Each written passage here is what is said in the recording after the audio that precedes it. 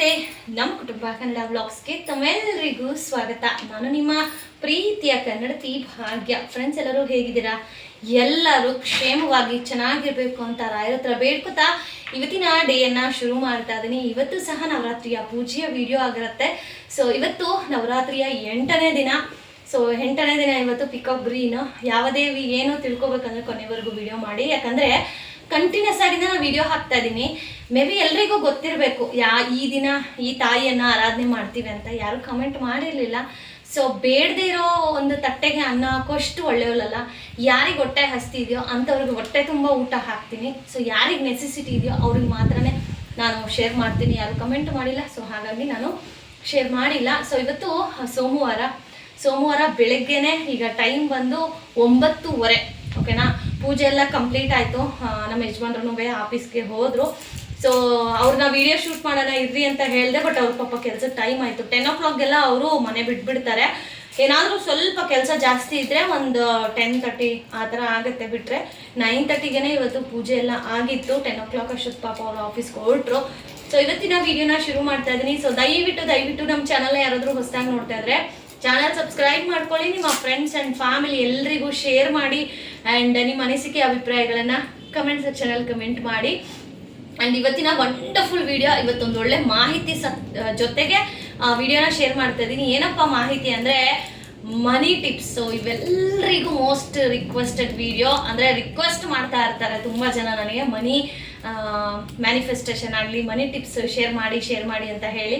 So ಅಂಥವ್ರಿಗೆ ಇವತ್ತಿನ ವಿಡಿಯೋದಲ್ಲಿ ಮನಿ ಟಿಪ್ಸನ್ನು ಶೇರ್ ಮಾಡ್ತಾ ಇದ್ದೀನಿ. ಸೊ ಏನು ಮಾಡಬೇಕು, ಕೊನೆಯವರೆಗೂ ವಿಡಿಯೋ ನೋಡೋರಿಗೆ ಮಾತ್ರ ಸಿಗುತ್ತೆ ಈ ಟಿಪ್ ಅಂತ ಹೇಳ್ತಾ ಬನ್ನಿ ಇವತ್ತಿನ ವಿಡಿಯೋನ ಶುರು ಮಾಡೋಣ. ದಿನ ಬೆಳಗ್ಗೆ ಕೇಳ್ತಾ ಇರ್ತೀರಲ್ವ ಹೇಗೆ ನೀವು ಬತ್ತಿಗಳನ್ನು ಚೇಂಜ್ ಮಾಡ್ತೀರಾ ಅಂತ ಹೇಳಿ. ಸೊ ತೋರಿಸ್ತೀನಿ ನೋಡಿ. ನೈವೇದ್ಯಕ್ಕೆ ಏನು ಇಟ್ಟಿರ್ತೀನೋ ಅದನ್ನು ತೆಗೆದಿಟ್ಬಿಡ್ತೀನಿ. ಸೊ ಇವತ್ತು ನೈವೇದ್ಯಕ್ಕೆ ಅಂತ ಹೇಳಿ ಏಲಕ್ಕಿ ಬಾಳೆಹಣ್ಣನ್ನು ತರಿಸಿದ್ದೀನಿ. ಸೊ ಅದನ್ನು ನಾನು ನೈವೇದ್ಯಕ್ಕೆ ಇಡ್ತೀನಿ. ಆಮೇಲೆ ದೀಪದಲ್ಲಿ ಹೂವು ಎಲ್ಲ ತೆಗೆದು ಆಚೆ ಇಟ್ಟಿರ್ತೀನಿ ಆಲ್ರೆಡಿ. ಓಕೆನಾ,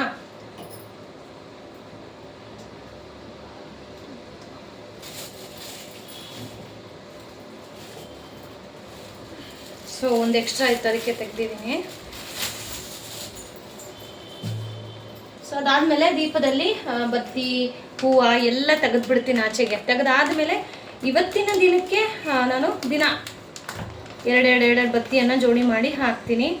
ಸೊ ನೋಡಿ, 4 ತೊಗೊಂಡಿದ್ದೀನಿ, ಕಾಣಿಸ್ತಾ ಇದೆಯಾ? ಸೊ ಹೀಗೆ ದೀಪಕ್ಕೆ ಹಾಕೋದು ತೋರಿಸ್ತೀನಿ ರೀ.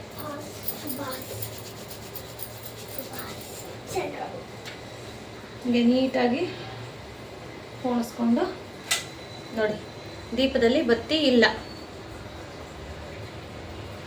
ಓಕೆನಾ, ಅಂದರೆ ಜನ ಹೇಳಿದ್ದನ್ನ ನಂಬೋದಿಲ್ಲ. ಏನೋ ಯೂಟ್ಯೂಬರ್ ಅಂದರೆ ಏನೇನೋ ಬೇರೆಯವ್ರು ಹೇಳ್ಬೋದೇನೋ. ಬಟ್ ನಾನು ದೇವರ ವಿಚಾರದಲ್ಲಿ, ಪೂಜೆ ವಿಚಾರದಲ್ಲಿ ನನಗೆ ಎಷ್ಟು ತಿಳಿದಿದೆಯೋ ಅಷ್ಟನ್ನು ಶೇರ್ ಮಾಡ್ತೀನಿ. ನಿಮಗೂ ಹೆಲ್ಪ್ ಆಗಲಿ ಅಂತ ಹೇಳಿ ಗೈಸ್. ಓಕೆ, ಈಗ ಇನ್ನೊಂದಕ್ಕೂ ಹಾಗೆ ಹಾಕ್ಬಿಡ್ತೀನಿ ನೋಡಿ. ಇದರಲ್ಲೂ ಬತ್ತಿ ಇಲ್ಲ.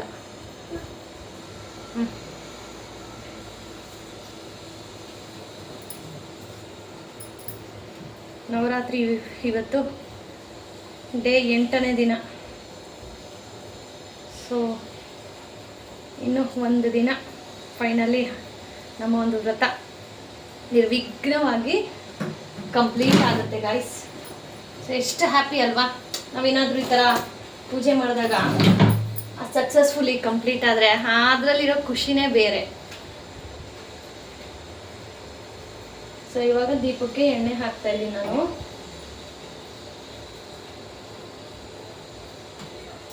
ಸೊ ಈಗ ಇನ್ನೂ ಹೂವು ಎಲ್ಲ ಏನು ಇಟ್ಟಿಲ್ಲ, ತೋರಿಸ್ತೀನಿ ನಿಮಗೆ. ಹೂವು ಏನು ಇಟ್ಟಿಲ್ಲ, ಜಸ್ಟ್ ಈ ಬಾಳೆಹಣ್ಣು ದೀಪಕ್ಕೆ ಎಣ್ಣೆ ಹಾಕಿದ್ದೀನಿ. ಈಗ ಹೂವಿನ ಅಲಂಕಾರ ಮಾಡಿ ಅದಾದಮೇಲೆ ಪೂಜೆ ಅನ್ನೋದನ್ನು ನಾನು ಸ್ಟಾರ್ಟ್ ಮಾಡ್ತೀನಿ.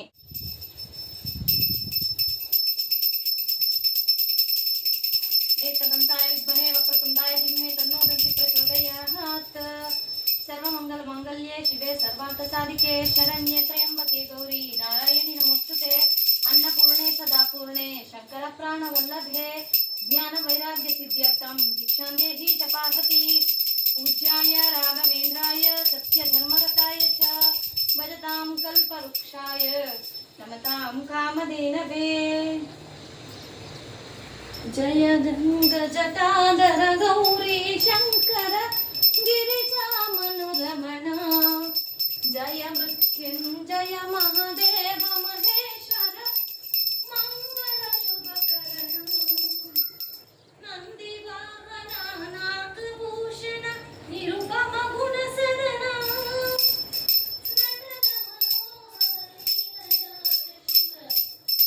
नीरजगण नयन नीरजगण नयन जय गंगा जटाधर गौरी शंकर गिरिजामनुरमण जय मृत्युंजय महादेव महेश्वर मंगल शुभकरण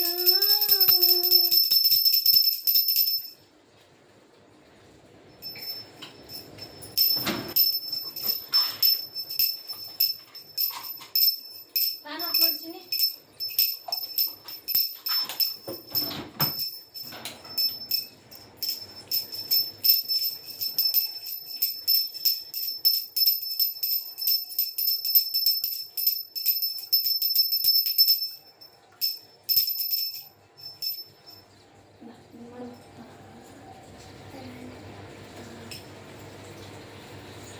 ಹಾರತಿಯನ್ನು ಬೆಳಗಿರೆ ಶ್ರೀದೇವಿ ಸಹಿತ ವಿಠಲಗೆ ರುಕ್ಮಿಣೀಶ ಕೃಷ್ಣಗೆ ಜಯ ಜಾನಕಿ ಪತಿ ರಾಮಗೆ ಜಗವ ಉದರದಿ ಧರಿಸಿಹ ಜಯ ರಾಮ ವಿಠಲ ದೇವರೇ ಆರತಿಯನ್ನು ಬೆಳಗಿರೆ ಶ್ರೀದೇವಿ ಸಹಿತ ವಿಠಲಗೆ ಕಂಬದಿಂದಲೇ ಮುದಿಸಿ ಬಂದ ಕಮಲಪತಿ ನರಸಿಂಹಗೆ ವಾಮನಾವತವಾಗಿ ಬಂದಗೆ ವೆಂಕಟಾಚಲವಾಸಗೆ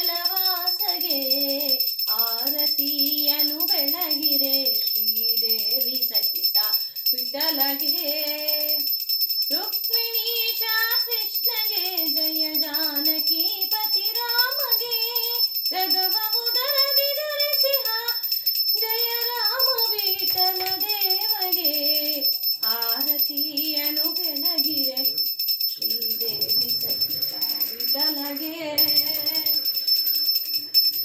ಓಂ ಶ್ರೀ ಕೃಷ್ಣಾರ್ಪಣಮಸ್ತು.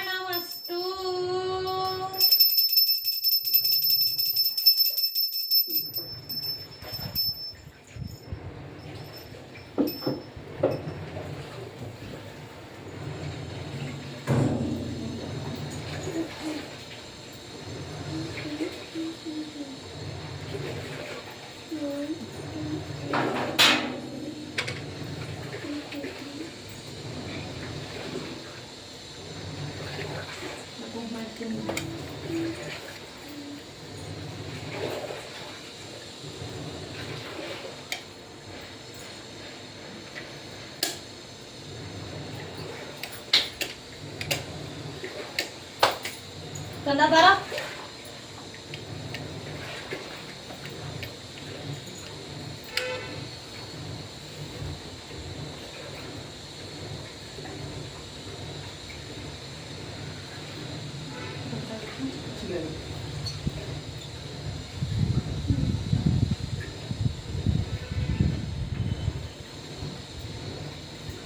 ಯಾಕಂಕ ಹೇಳಿದ್ಯಾ ಪಾಪ ಅಲ್ವಾ ಡ್ಯಾಡಿ ಕತೆ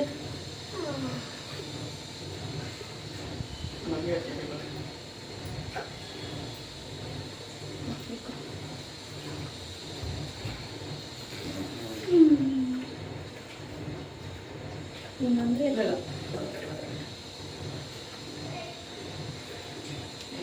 ಹೌದು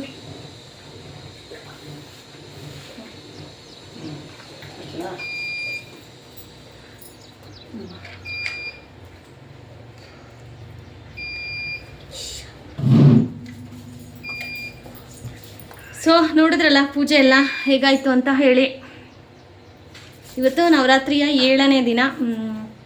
ಇವತ್ತಿನ ಬಣ್ಣ ಬಂದು ಪೀಕಾಕ್ ಗ್ರೀನ್. ಇದೊಂದು ರೀತಿ ನಿಮಗೆ ಬ್ಲೂ ಕಲರ್ ಕಾಣಿಸುತ್ತೆ, ಬಟ್ ಇದು ಗ್ರೀನ್ ಕಲರು.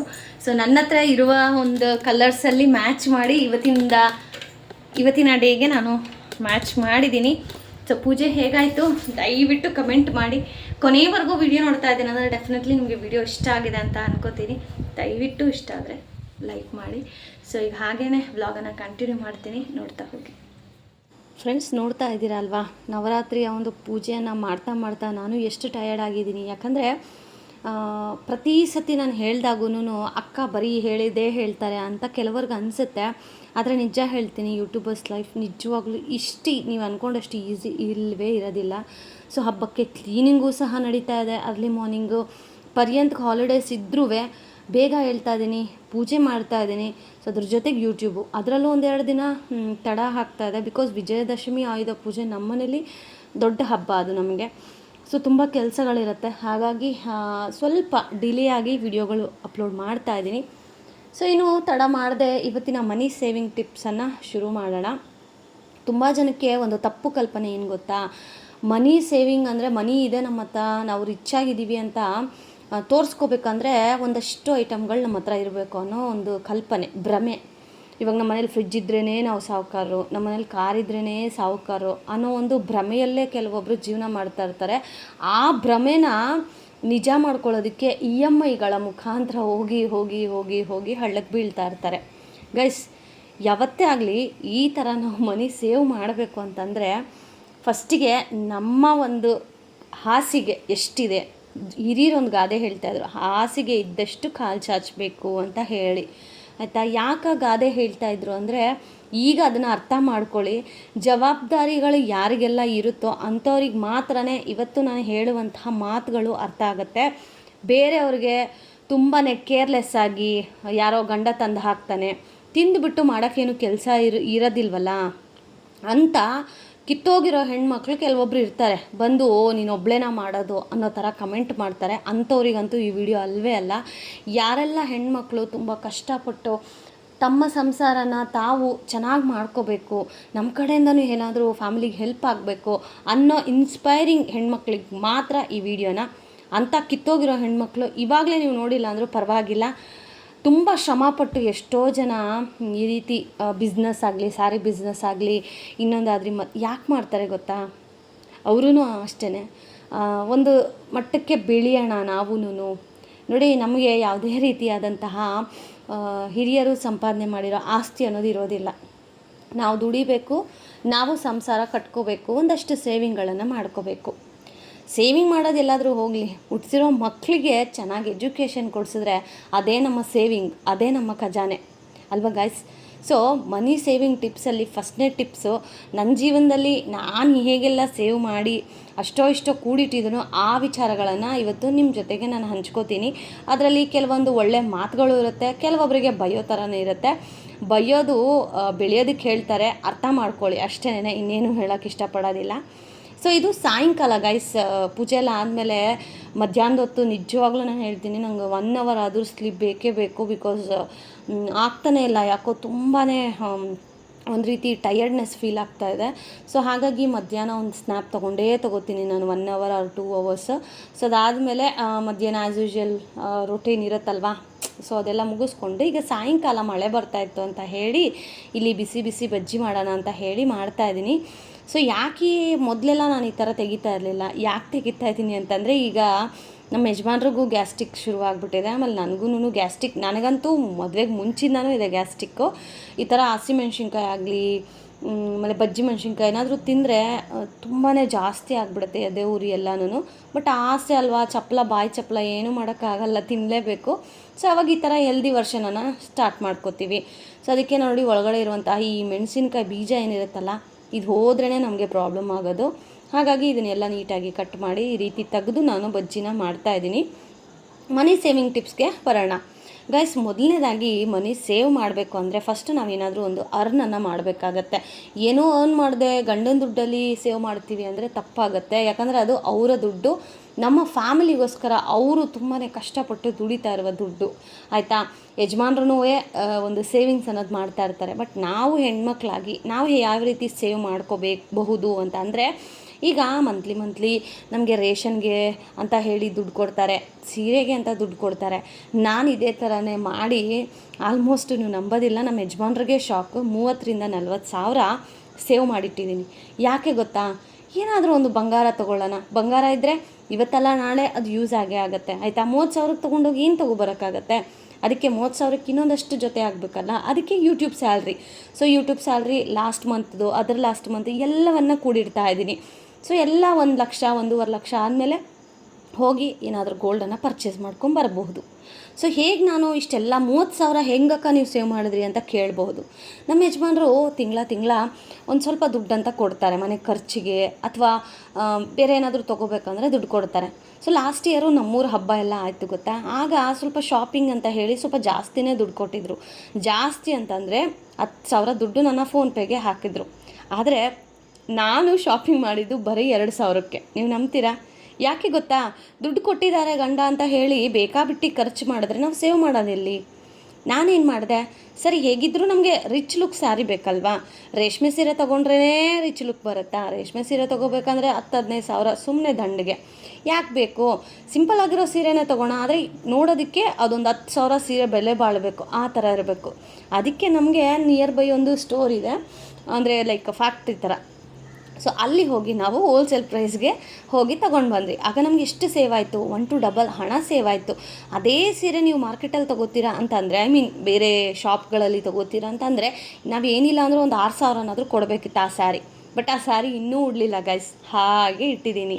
ಸೊ ನೆಕ್ಸ್ಟ್ ನಮ್ಮ ಮನೇಲಿ ಮದುವೆ ಫಂಕ್ಷನ್ಸ್ ಬರ್ತಾ ಇದೆಯಲ್ಲ ನೋಡಿ, ಆವಾಗೂ ನಮ್ಮ ಯಜಮಾನ್ರು ಕೊಡ್ತಾರೆ ದುಡ್ಡು, ಹೋಗಿ ಸೀರೆ ತೊಗೊಂಬಾ ಅಂತ ಹೇಳಿ.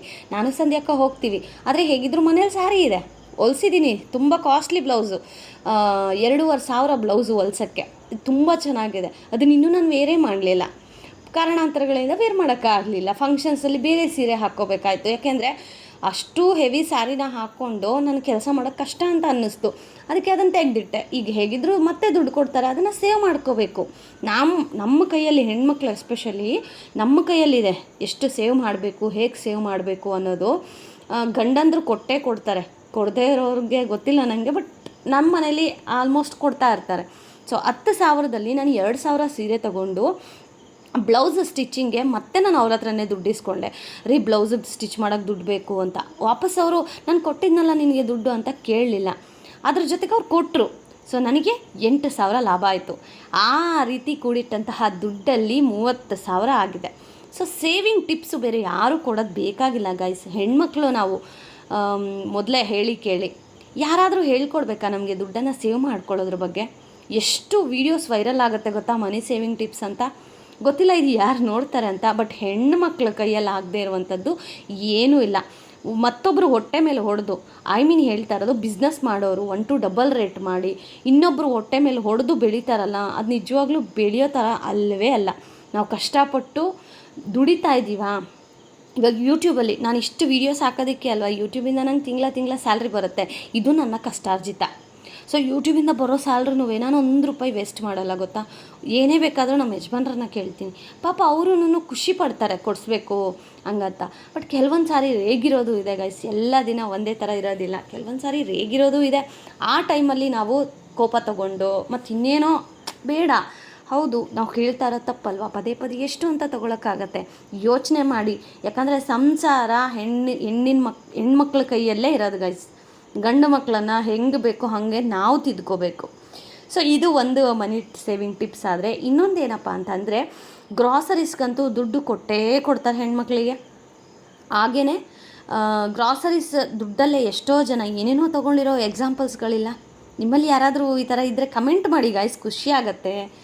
ಸೊ ಮನಿ ಸೇವಿಂಗ್ ಟಿಪ್ಸ್ ಅಂದರೆ ಯಾವುದೋ ಮನಿ ಮ್ಯಾಗ್ನೆಟೋ ಅಥವಾ ಮನಿ ಮ್ಯಾನಿಫೆಸ್ಟೇಷನ್ ಈ ಥರ ವೀಡಿಯೋಸನ್ನು ನೋಡಿ. ಮನಿ ಸೇವಿಂಗ್ ಟಿಪ್ಸ್ ಹೆಣ್ಮಕ್ಳಿಗೆ ಬೇಕಾಗಿಲ್ಲ ಅಂತ ನನ್ನ ಅನುಭವ. ಸೊ ಇನ್ನು ಈ ರೀತಿ ಸೇವ್ ಮಾಡಿ ನೋಡುವ, 1 ಲಕ್ಷ ಯಾವಾಗತ್ತೆ, ನಾನು ಯಾವಾಗ ಹೋಗಿ ಒಡವೆ ತೊಗೊಬರ್ತೀನಿ ಅಂತ ಹೇಳಿ ಐ ವಾಸ್ ಜಸ್ಟ್ ವೆಯ್ಟಿಂಗ್ ಗೊತ್ತಾ. ಸೊ ಈ ತಿಂಗಳಲ್ಲೂ ಆಲ್ರೆಡಿ ಯೂಟ್ಯೂಬಿಂದ ಸ್ಯಾಲ್ರಿ ಬಂದಾಯಿತು. ಸೊ ಇದನ್ನು ಅದಕ್ಕೆ ಕೂಡಿಟ್ಟು ಹೋಗಿ ಒಂದೇ ಸತಿ ತೊಗೊಬರೋಣ ಅಂತ ಹೇಳಿ. ಸೊ ನಿಮ್ಮೆಲ್ಲರ ಆಶೀರ್ವಾದ ಗೈಸ್. ಇವತ್ತು ಯೂಟ್ಯೂಬಿಂದ ಪ್ರತಿ ತಿಂಗಳು ನನಗೆ ಅಮೌಂಟ್ ಬರ್ತಾ ಇದೆ ಅಂದರೆ ಅದಕ್ಕೆ ಕಾರಣ ನೀವೇ. ಥ್ಯಾಂಕ್ ಯು ಸೋ ಮಚ್, ಮನಸ್ಪೂರ್ವಕವಾಗಿ ಕೇಳ್ತಾ ಇದ್ದೀನಿ. ಇನ್ನು ರಾತ್ರಿ ಊಟಕ್ಕೆ ಅಂತ ಹೇಳಿ ಮುದ್ದೆ ಖಾರ ಬಿಸಿ ಬಿಸಿ ಬಜ್ಜಿ ಮಾಡ್ಕೊಂಡಿದ್ವಿ. ಸೊ ಮತ್ತೆ ಇವತ್ತು ರಾತ್ರಿ ಬಿಗ್ ಬಾಸ್ ಏನು ನೋಡ್ತಾ ಇಲ್ಲ ಗೈಸ್, ಬೇಗನೆ ಮಲ್ಕೋತಾ ಇದ್ದೀನಿ ಆ್ಯಂಡ್ ಬೇಗನೆ ಎದ್ದೊಳ್ಬೇಕಲ್ಲ, ಹಾಗಾಗಿ ನಿದ್ದೆಗಿದ್ದೆ ಎಲ್ಲ ಸ್ವಲ್ಪ ಕಡಿಮೆ. ಸೊ ಬಿಗ್ ಬಾಸ್ ಎಲ್ಲ ನೋಡೋದು ಕಂಪ್ಲೀಟ್ಲಿ ಏನೋ ಟೈಮ್ ಸಿಕ್ಕಾಗ ನೋಡ್ತಾ ಇದ್ದೀನಿ ಅಷ್ಟೇನೆ. ಸೊ ಇದಾಗಿತ್ತು ಇವತ್ತಿನ ವೀಡಿಯೋ. ಹೇಗನ್ನಿಸ್ತು ದಯವಿಟ್ಟು ಕಮೆಂಟ್ ಮಾಡಿ, ನಿಮ್ಮ ಅನಿಸಿಕೆ ನಂಗೆ ತುಂಬಾ ಮುಖ್ಯ. Lots of love. Bye bye.